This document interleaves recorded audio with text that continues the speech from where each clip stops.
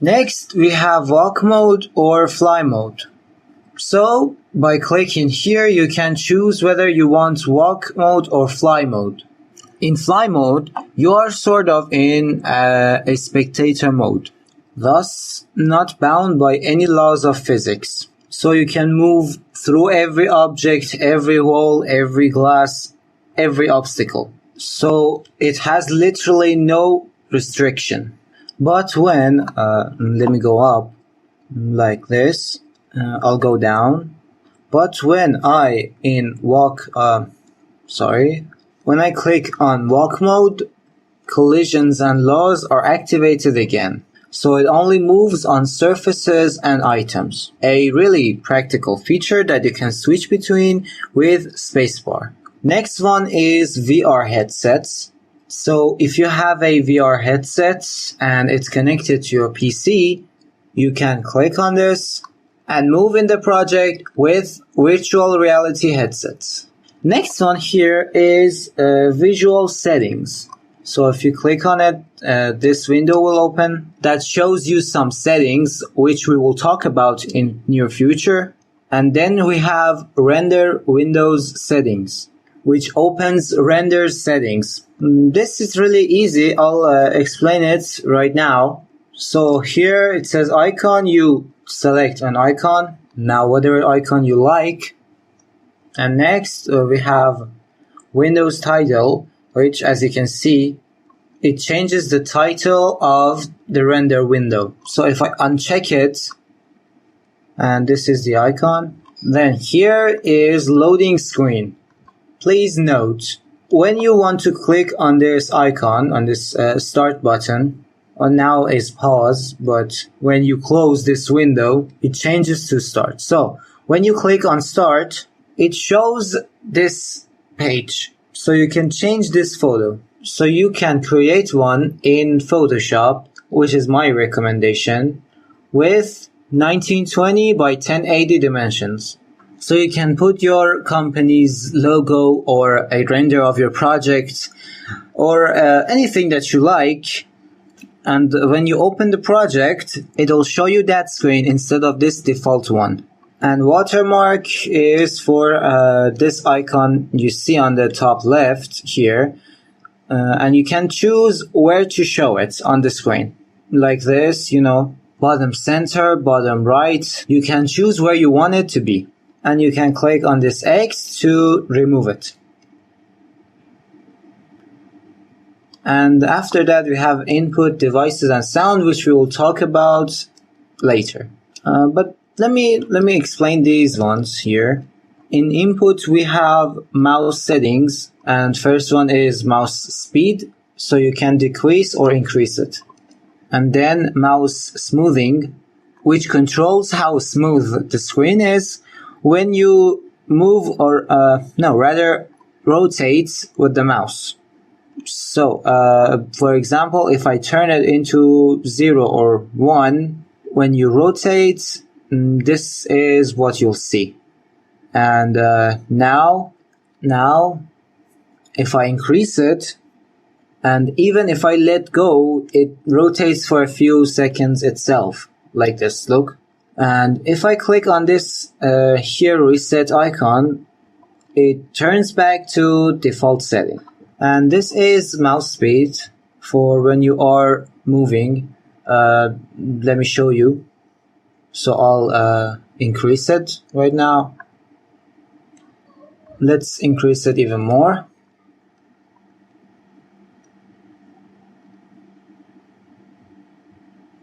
I'll decrease it now, like this. So I'll reset it and turn it back to default again. Further down, we have invert x-axis. So if you check it, it switches the left and right in the mouse. Now see that when I move it to right, it goes to right, and when I move it to left, it goes to left. Now if I check this, and when I move it to right, the screen goes to left, and when I move it to left, the screen goes to right. It's a little bit confusing, but in some situations it might come in handy. And then y-axis, which changes, up and down. Now it's not checked, right? So as you can see, when I move the mouse forward, it goes up, and when I move it backwards, it goes down. But now that I've checked it, when you move the mouse forward, the screen goes down, and when I move it backwards, the screen goes up.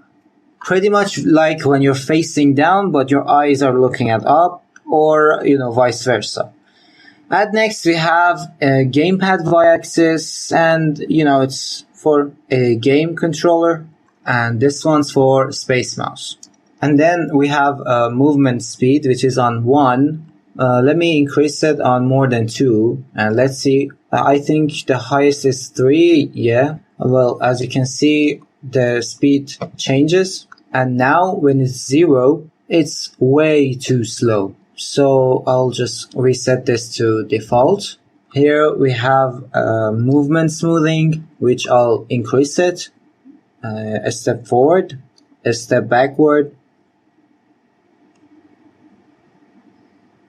like this.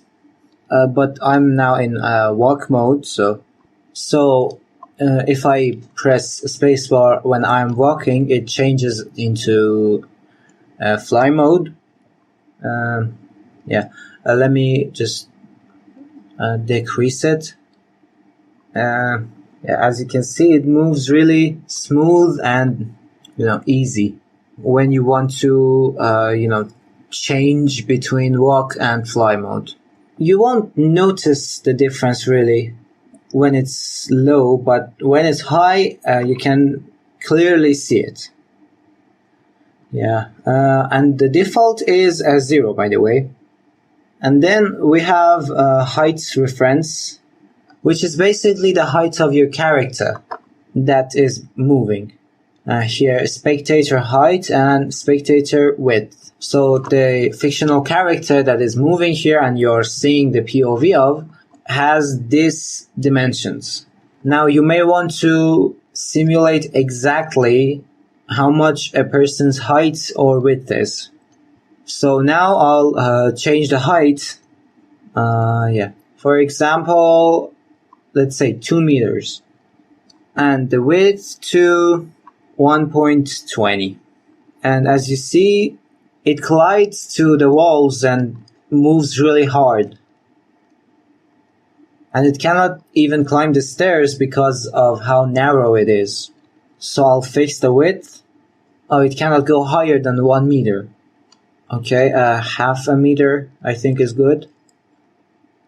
And now, as you can see, it can climb the stairs. So let's put this back to 1.68, which is the default setting. So height reference is the dimensions of the characters that you are seeing the POV of. So you can feel the reality when you are walking. And then we have hotkeys, screenshot hotkeys. So when you press these buttons together, it takes a screenshot. So when you get a good view, you don't need to press the screenshot button on the top left. You can set the key you want in here. You can use Shift plus F11, which is the default, or the key you want to set yourself, and you can get a screenshot when you press those buttons. Just note that it says, choose a hotkey which triggers a rendering of an image when you press it. Combinations like Ctrl plus Alt plus S are possible, so it's better if it's a combination. Now here in devices, you can activate the 3D TV stereo mode, which is disabled by default. You can turn on half width per eye, which turns it like you're seeing with 2 eyes, or you can turn on full width per eye, like this. So you can see everything completely. Or disable it.